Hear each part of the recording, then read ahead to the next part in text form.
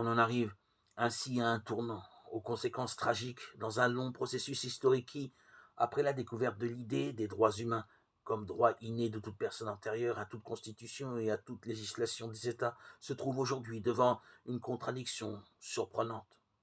En un temps où l'on proclame solennellement les droits inviolables de la personne et où l'on affirme publiquement la valeur de la vie,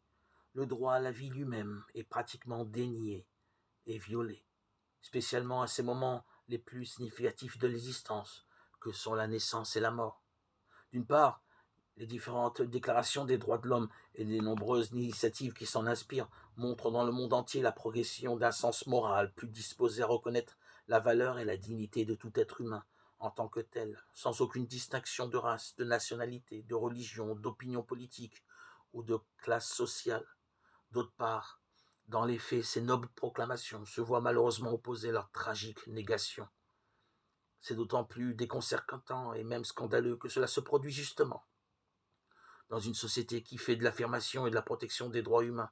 son principal objectif et en même temps sa fierté. Comment accorder ces affirmations de principes répétées avec la multiplication continuelle et la légitimation fréquente des attentats contre la vie humaine? Comment concilier ces déclarations avec le rejet du plus faible, du plus démuni, du vieillard, de celui qui vient d'être conçu? Ces attentats à la vie s'orientent dans une direction exactement opposée au respect de la vie, et ils représentent une menace directe envers toute la culture des droits de l'homme. À la limite, c'est une menace capable de mettre en danger le sens même de la convivialité démocratique,